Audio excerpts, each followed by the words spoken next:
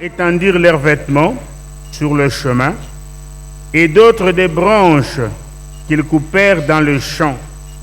Ceux qui précédaient et ceux qui suivaient Jésus criaient: Hosanna!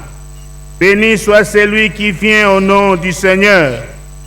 Béni soit le règne qui vient, le règne de David, notre Père. Hosanna dans le lieu très haut. Jésus entra à Jérusalem, dans le temple, quand il eut tout considéré, comme il était déjà tard, il s'en alla à Béthanie avec les 12. Parole du Seigneur. Amen.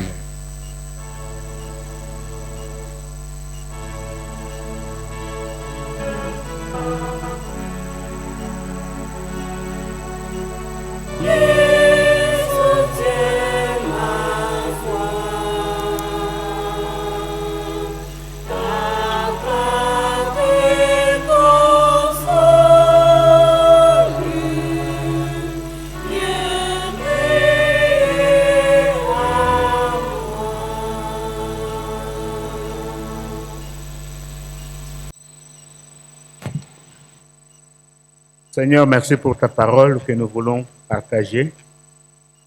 Soutiens la foi de chacun et chacune de nous et aide-nous à prendre la décision d'être réellement, sincèrement, l'anneau que le Seigneur veut utiliser pour accomplir diverses missions pour l'avancement de l'Évangile.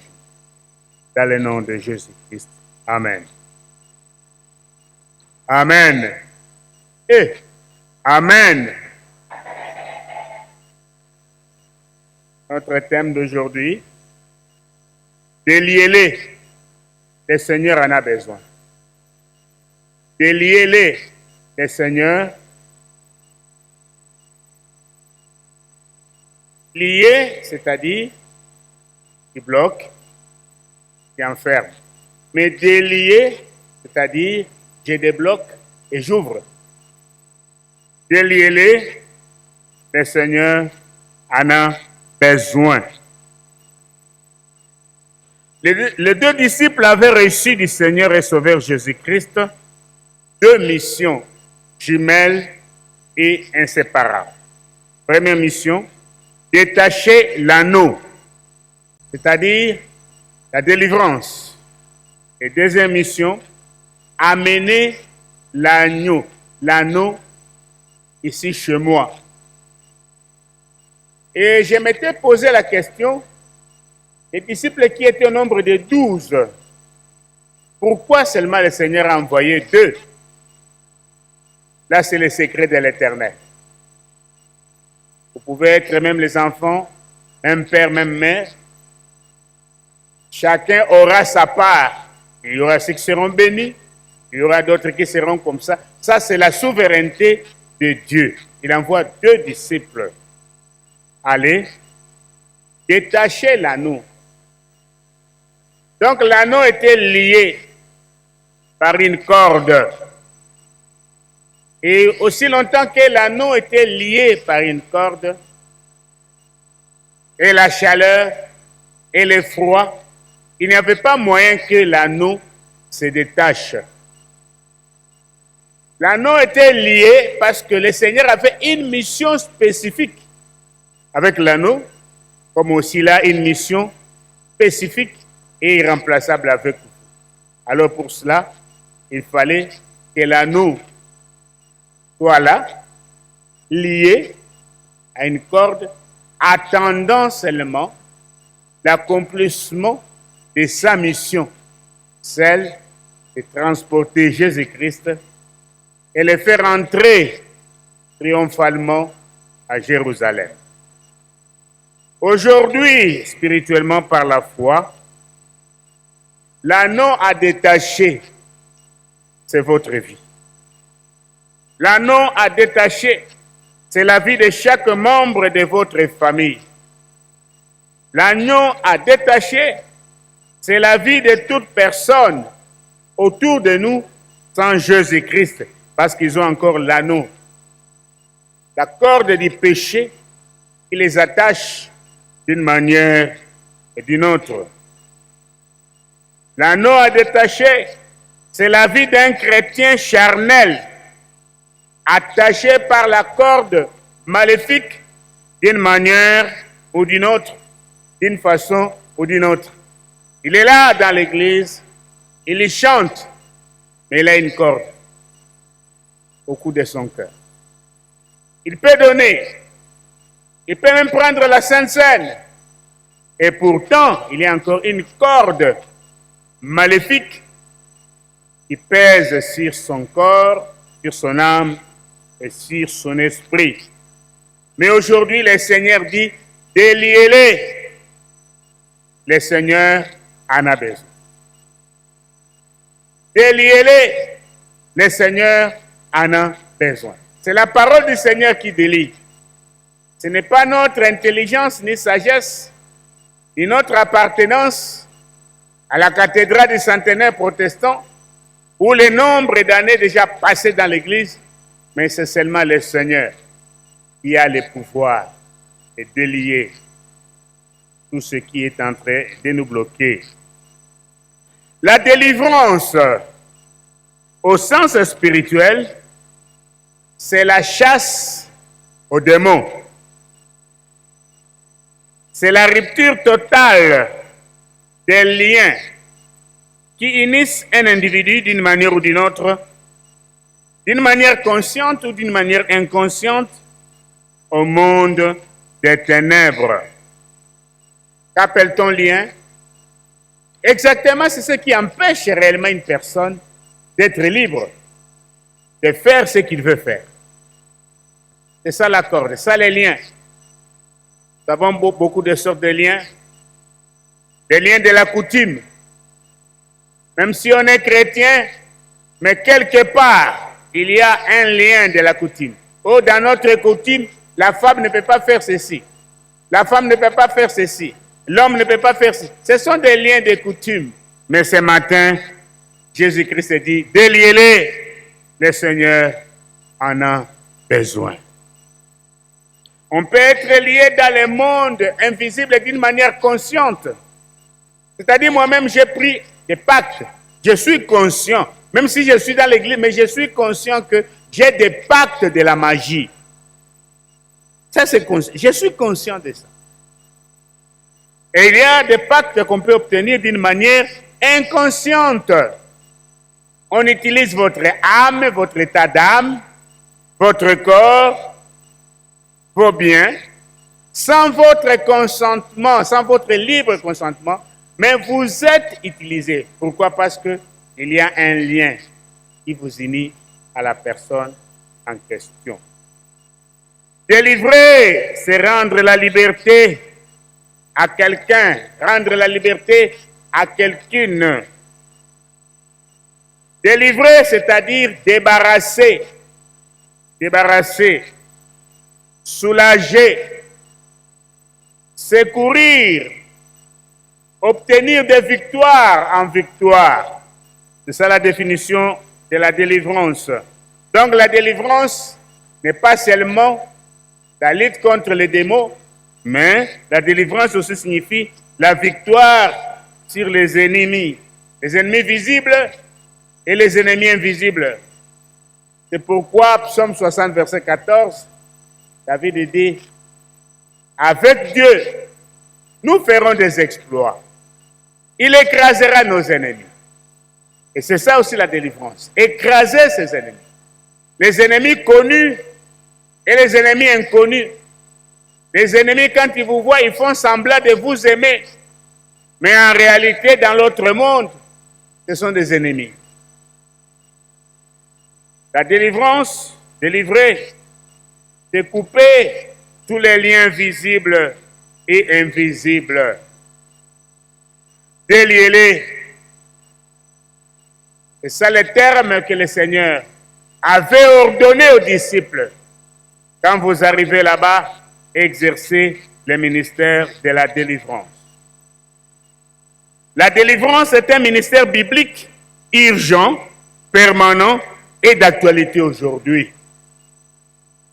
Et combien de fois on voit des gens défiler à gauche et à droite parce qu'on cherche la délivrance. C'est Jésus-Christ qui délivre. Ce n'est pas une communauté chrétienne. C'est Jésus-Christ qui délivre en utilisant ses serviteurs et ses servantes. On peut faire des défilés à gauche et à droite, mais si vous n'êtes pas disponible à exposer ce qui vous tracasse dans les secrets devant le Seigneur, vous ne ferez que des va-et-vient. Jusqu'à aujourd'hui, le ministère de la délivrance est d'actualité. Cela veut dire que quand une église ne fait que prêcher, mais n'exerce pas le ministère de la délivrance, c'est-à-dire de chasser les démons, comme si on faisait un travail incomplet. Donc le ministère de la délivrance devrait normalement prendre une place prépondérante dans nos cultes, en famille, dans nos cellules, un peu partout, parce que les attaques des esprits impurs se trouvaient partout.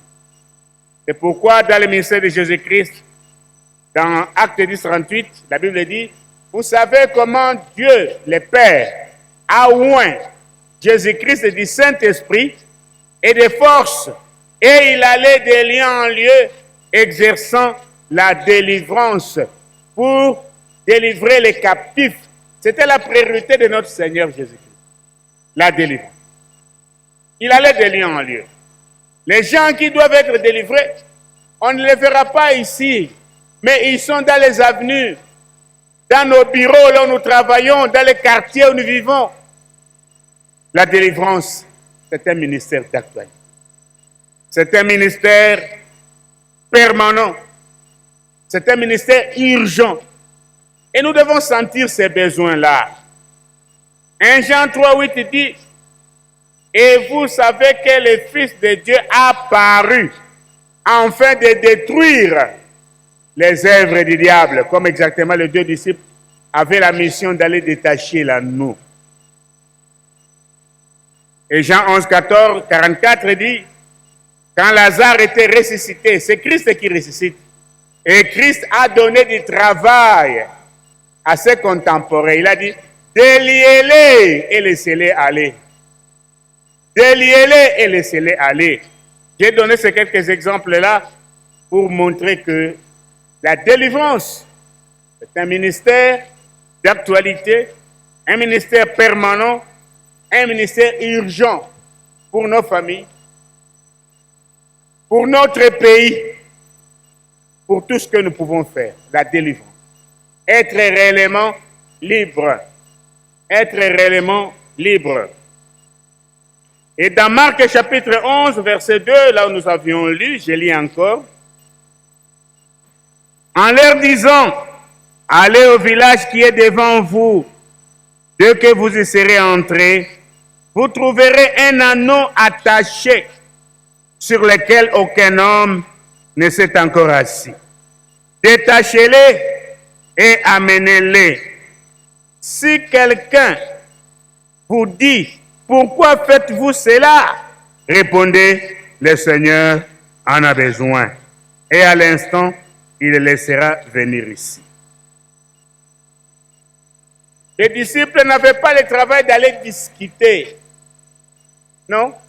Ils avaient seulement le travail de constater l'anneau et de délier.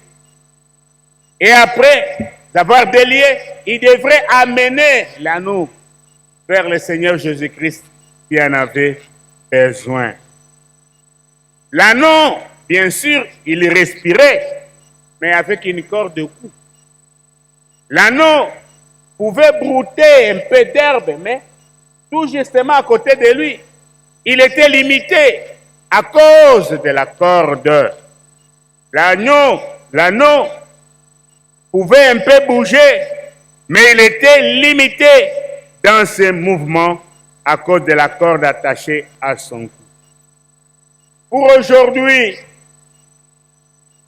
tu n'es pas libre de faire ce que tu veux parce que tu as une corde maléfique. Il y a une corde maléfique. Il peut faire autant d'années, mais aussi longtemps que tu n'es pas conscient que j'ai une corde maléfique dans tout ce que je fais, qui est encore lié. Mais Cet après-midi, bonne nouvelle, le Seigneur a besoin de vous. Même si vous dites Amen à voix basse, il a besoin de vous. Il a besoin de votre famille. Il a besoin de chacun de vos fils, chacune de vos filles. Il a besoin de votre mari. Il a besoin de votre épouse pour la délivrance totale. Deuxièmement, il y avait beaucoup d'annons à l'époque. Beaucoup. Mais un seul avait obtenu la grâce d'être détaché et amené chez Jésus-Christ. Il y en avait beaucoup d'anneaux. Mais la grâce était destinée à un seul anneau. L'apôtre Paul dit ceci: par la grâce de Dieu, je suis ce que je suis. Par la grâce de Dieu, tu respires. On n'est pas meilleur que les autres qui meurent. Par la grâce de Dieu, tu as une famille, protégée par le sang de Jésus-Christ. Dans d'autres familles, il y a des morts, il y a des problèmes. Mais chez toi, tu es couverte de la grâce de Dieu. Et c'est pourquoi le Seigneur dit, il a besoin de ta famille aujourd'hui. La grâce. Nous pouvons être des licenciés, mais l'un obtiendra un bon travail, l'autre n'obtient rien. C'est la grâce. Pas question de s'enorgueillir. Être une belle femme, c'est pour ton mari, bien sûr. C'est aussi une grâce. Mais il y a d'autres femmes, elles sont belles. Elles peuvent même sillonner toute la ville de Kinshasa et ne trouvera même pas un mari pour dire ne fût-ce que bonjour, tantine. C'est une grâce. Tout ce que nous avons, tout ce que nous sommes, c'est une grâce de Dieu.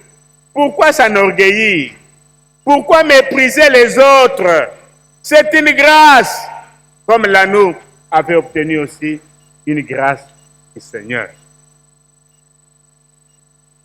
Troisièmement, quand Jésus-Christ décide de vous délivrer, et quand je parle de la délivrance, je vois la délivrance sous tous les aspects. Délivrance spirituelle, que la délivrance contre les attaques démoniaques, la délivrance contre les maladies, la délivrance contre les ennemis et la délivrance contre la pauvreté. Et quand Christ dit « je délivre » parce que j'ai besoin de toi, alors personne ni aucune puissance, visible ou invisible, ne peut s'y opposer.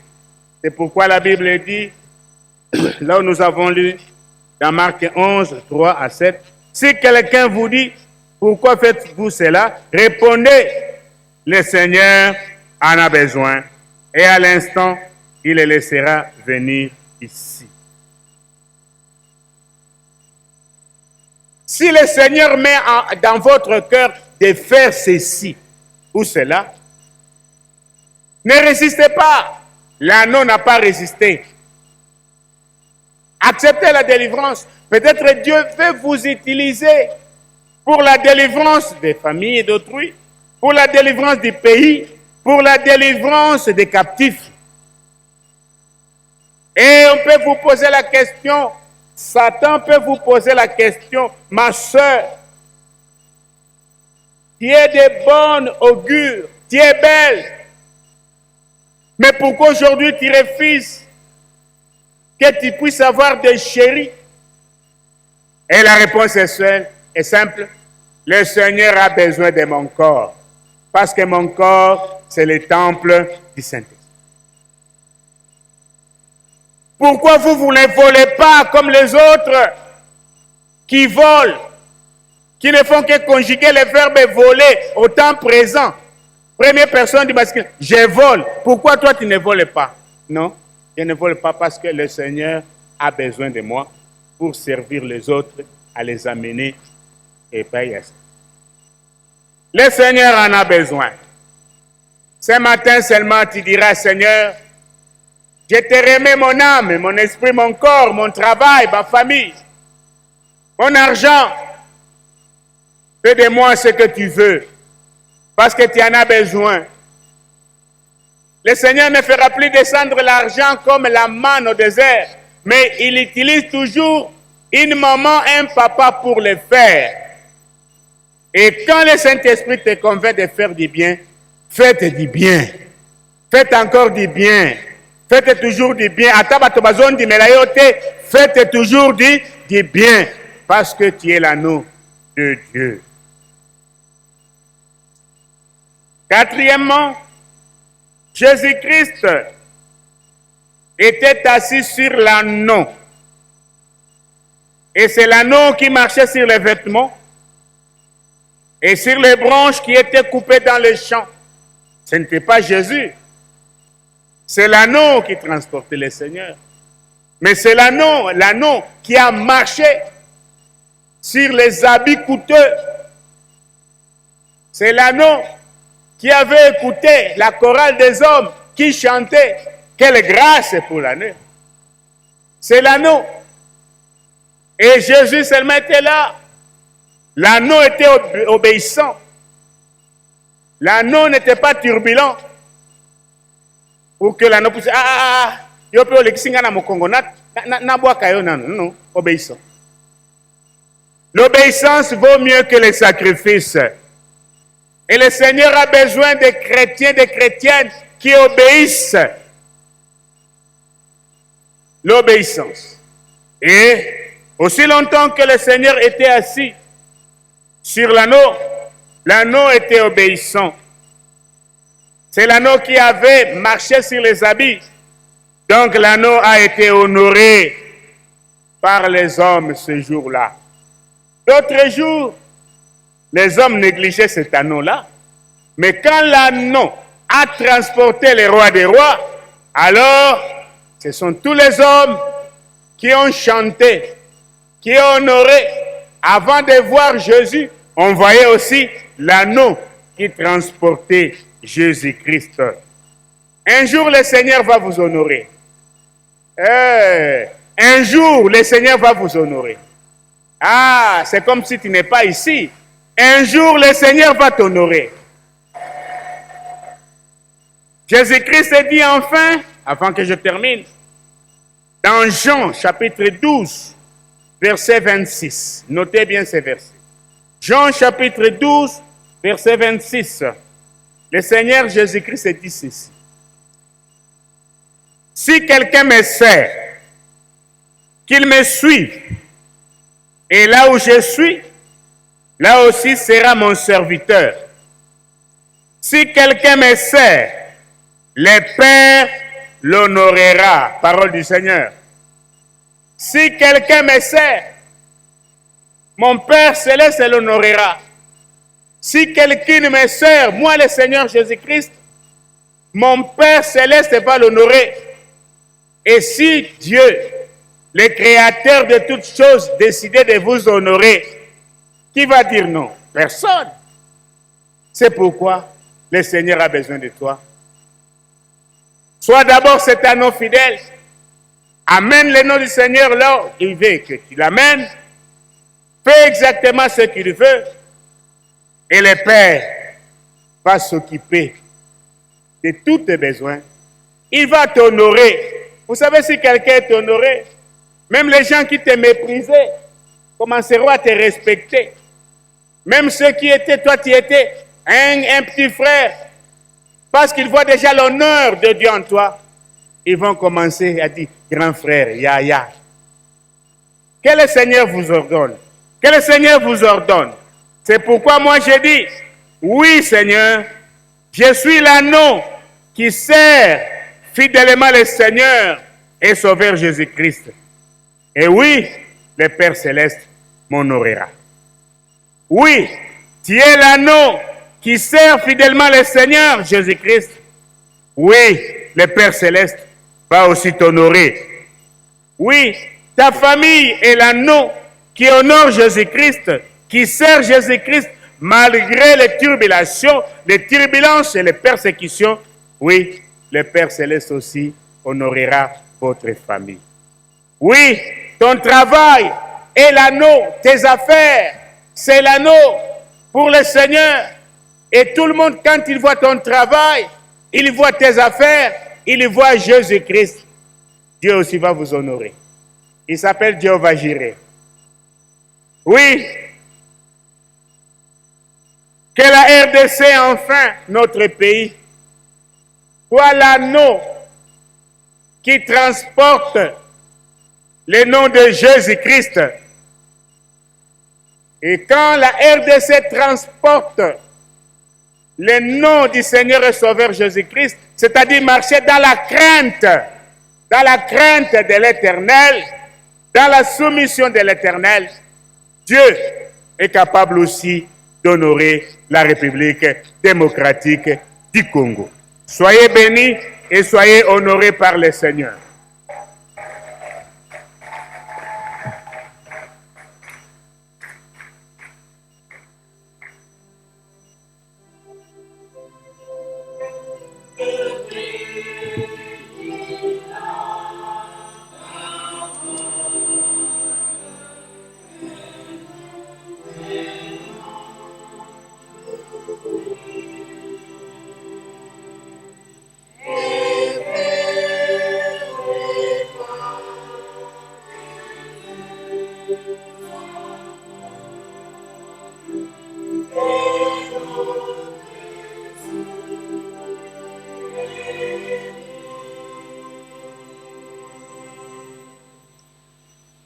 Amen.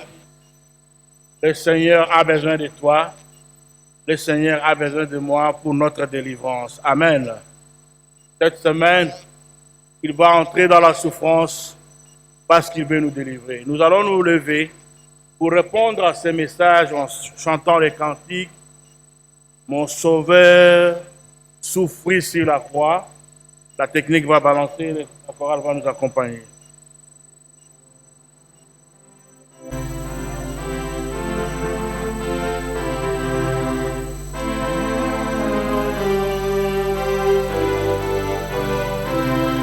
Mon Sauveur souffrit sur la croix, gloire à l'agneau de Dieu, oh viens le louer avec moi, gloire à l'agneau de Dieu, l'agneau de Dieu, j'aime l'écho de son Saint-Nom, Saint-Nom brillera sur mon front, gloire à l'agneau de Dieu.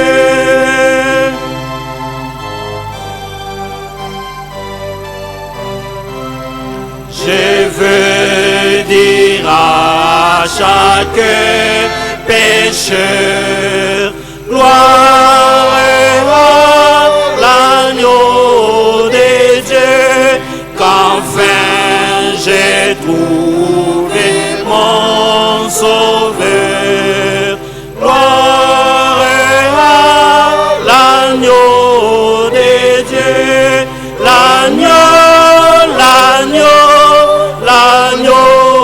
de Dieu, j'aimais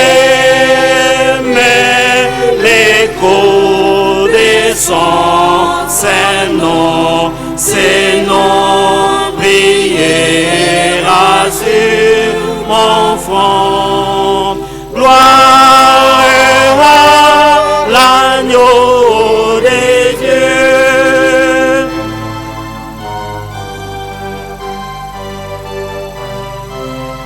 Oui, je veux chanter plein de foi, gloire à l'agneau de Dieu, que mon Sauveur est mort pour moi, gloire à l'agneau de Dieu, l'agneau de Dieu, j'ai l'écho de son Saint-Nom, priera sur mon front.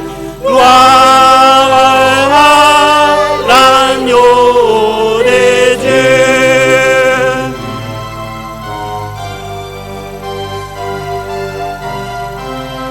Du monde j'ai fait l'abandon.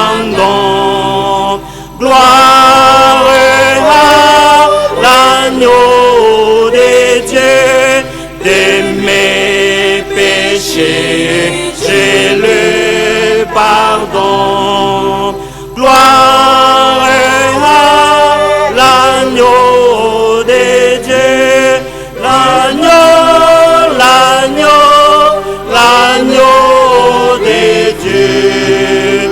J'aime l'écho de son Saint-Nom, priera sur mon front. Gloire à l'agneau de Dieu.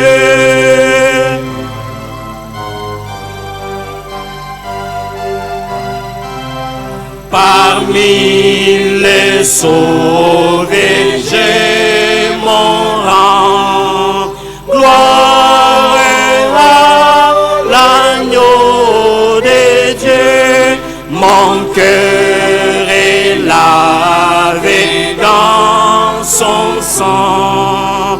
Gloire à l'agneau de Dieu. L'agneau de Dieu. J'aime l'écho de son Saint-Nom, priera sur mon